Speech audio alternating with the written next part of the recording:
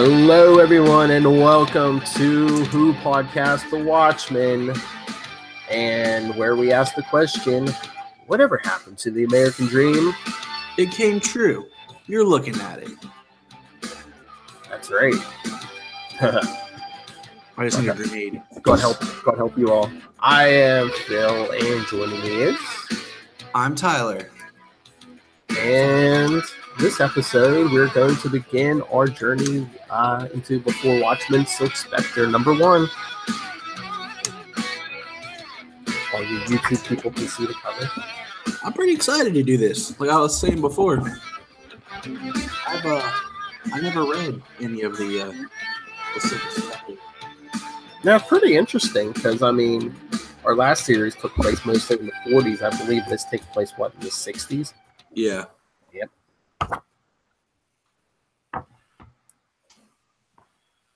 Oh, but we don't have any further new Watchmen news, but I guess no news is sometimes good news because I know Lilith and I were mad last week because we got the announcement that there will be no Deadpool animated series now. My comment just fell off the wall. Yes. But yeah, I agree. Sometimes it means things are getting worked on. I mean, I think in a way, like we got kind of spoiled, or not spoiled. Like, for example, Watchmen being a DC property, and they're gearing up. Even it seemed like with the announcement of BVS, it was like every little thing that happened was in the news. Mm-hmm. Like that's why that movie felt like it took forever to get here because they announced it so quickly. And then even with the DC shows, there's a lot of stuff that I think we get. And but yeah, Watchmen's been quiet. Well, we live in this world where there's so much like superhero content now, and now it's like, oh, when's the next thing coming? Yep, it's cool. Ride it out. But yeah, let's jump into Silk Spectre #1. But we were talking last issue about like, you could tell like if you have the hard original copies, like from the ads, like what time, what like year and stuff these like were printed. I can show you the inside cover, and I bet you'll know exactly when this was first published. Right. Let's see this. Superman vs. the Elite Blu-ray. Nice. Wow. So it's always fun when they it's like on VHS. You're like, wow, this is old. Yeah, no, this is Blu-ray, and I found I found an old book that was like that. It was on VHS, and I was just like, dang. Right. But let's jump into Silk Spectre #1. And this Silk Spectre is about Lori. Yep. Because I wasn't sure at first, like if it was going to be Lori, if it was going to be more about her mom. Well, her mom's in it, but yeah, it's more Lori's journey.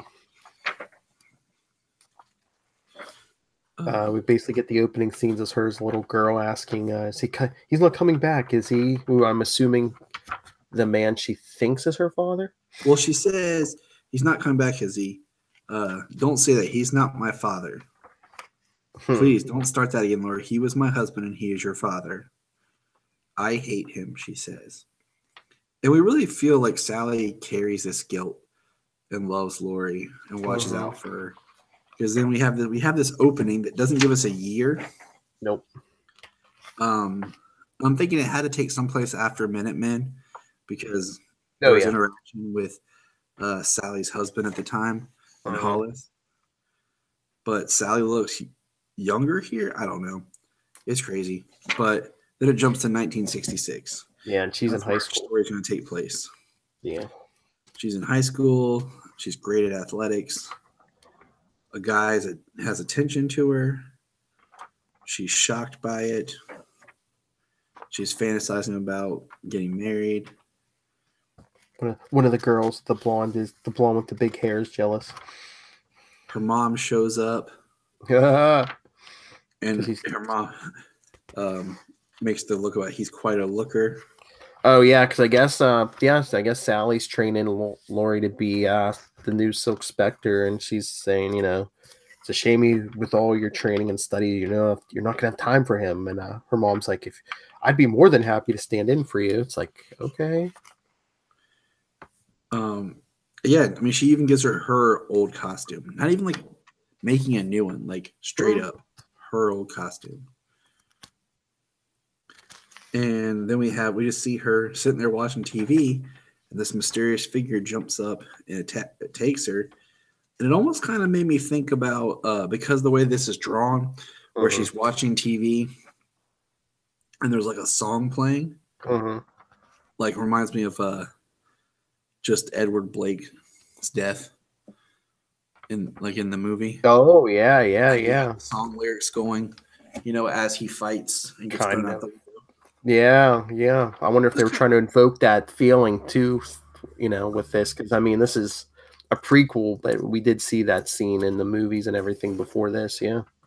because I mean that's something that you could take from the movie that doesn't Mm-hmm. change anything with the story because these were made after the film's release, but Yes. are prequels to the book itself. But the only thing I have like problems with prequels is like she's not gonna like die or anything.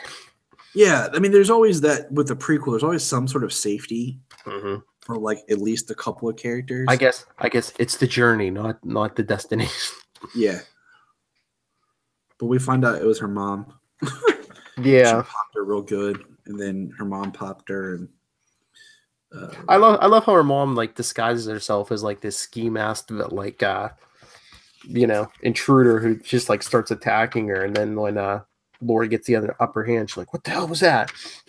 yeah, that's some great parenting. And Lori's like, "It's what you wanted, isn't it? For years you've been drilling into me that I have to do better than you, so there you go. Happy now?" And then she goes, she's like, I'm gonna fix up your face because I had a scratch that got infected.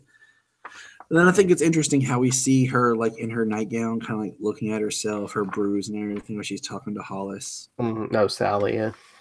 And then she goes to get Lori, and Lori, of course, escaped and meets the boy at the track. It's all simple story, but it's kind of interesting into a character that we don't get a whole lot with in the original book. Mm-hmm. Um, and we see, I mean, it's kind of sad, but she's kind of like, I mean, I think she comes into her own, but for like a lot of the movie and that original story, she's almost like a plot device or like a part of someone else's story. yeah, First it's like her mom, and then it's Doctor Manhattan, and then and it's then the king, Night Owl. and yeah, then it's Night Owl. I mean, Mhm. she's just kind of that background character. It's like in Clue. She's like Mr. Body. No one cares about the character, but you're connected to everything. Yeah, because that's what I think. That's why I like this series so much when I originally read it. Because it's like you get Sally. I mean, sorry, not Sally. Laurie's story. And then this boy Greg, find out his dad's a retired Marine. Um, Real hard case, picks on him. Basically toughens him up with boxing. Parental abuse. They're smoking some cigarettes under the bleachers. Um, I like how he kisses Lori's bruise, and then she has this like she's over the moon. Oh yeah. And then they go to a diner and they're just chatting, and then of course there's your big-haired blonde comes over, runs her mouth, calls Lori trash, basically brings up who her mom is and what her mom did. Oh yeah, calling her mom a tramp and a slut and saying, basically, Okay, so the last two panels of the page where she's in the booth kind of freaking out, I was kind of like, holy crap, they went there. Like, that's like a doll, man. Oh, with the Sunday. I don't see the family resemblance. Oh, wait, now I see it. Yeah, yeah, yeah, yeah. I was like, or I just have a really bad mind, but I mean, it's rated M for mature, my friend. But I mean, but even then, I was still like, wow. And then it makes me wonder, what all did Sally do? that's I mean, basically porn. I don't know. Was she supposed to be like Betty Page? Like, was that more of like who she was kind of like? I don't Maybe, know. but like, I don't know. Worse. So I was just kind of like, huh. And then we have Lori goes home and fights with her mom and basically says, all the kids know what you were. They laugh at me because I'm your daughter.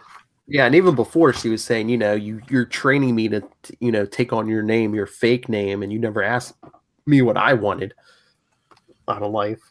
And it kind of makes me wonder what her end goal is with her daughter taking over. But this is the page. It's the closest she'll get to immortality. Yeah.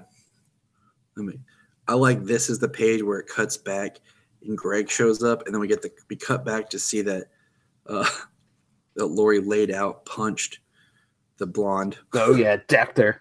And I'm like, yes, good. Like that's what I was waiting to see. They had to make me wait a couple more pages. Mm-hmm. And I like this. He talks about, he told his dad who she was, and they were shocked. And his dad got out one of the old Silk Spectre kind of dirty cartoons, and he takes it and throws it in the sewer. Says, I don't care about that. I just care about you. I love you, Lori. And kisses her. Yeah. And then they both run off to join a bunch of hippies in a really bright van. They're hitchhiking, and this big psychedelic van pulls up, and at least 3 people in there, and they're like, "Where are you going?" And they're like, "We're like not sure yet." They're like, "I don't know how to get you there. We're not sure, but we can take you as far as San Francisco." Yeah, that's who I want to get in the car with. We're not sure. But, I mean, it was simple, but it was a setup. You know what I'm saying? Yeah. It's a setup for a character that we don't know much about, that hasn't really gotten anything. But it was still a good start of, Lori's actual story. Oh, yeah.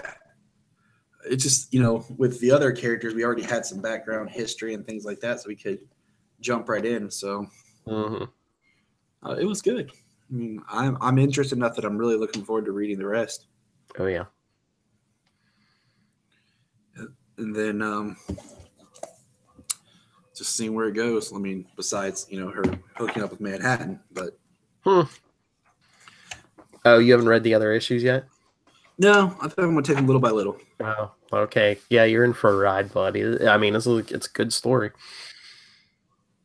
And I'm like, I don't know if it's been a while since I read it, but not all the details, but there. I always find the Dr. Manhattan my favorite, though. Mm-hmm. So I can't wait to get there. All right. So anything else on our agenda? I think we're good for that, man. All right. So everyone, join us next time for, if you want to read ahead, before Watchmen, Silk Spectre #2.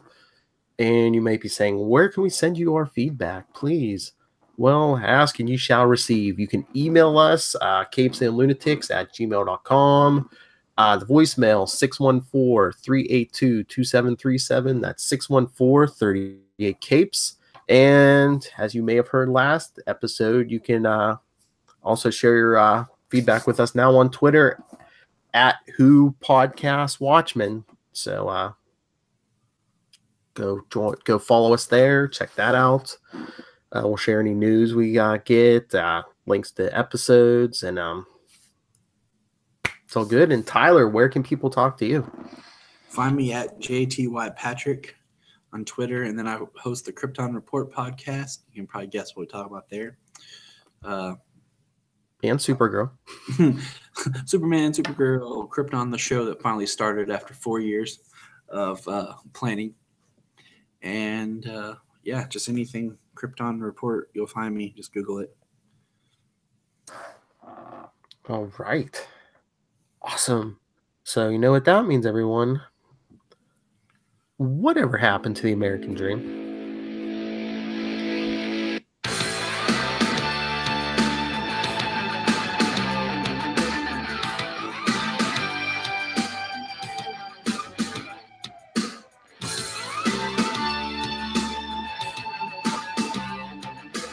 Yeah. You're not going to answer? Nope. They have to listen to the next one. Wait till next episode to find out. Even though he said it in the beginning of this episode, but we might switch it up. You know what? I'm gonna get it. I got an idea. I got an idea for next episode. Whatever happened to the American dream? Find out next episode when we find out where the van full of hippies takes you.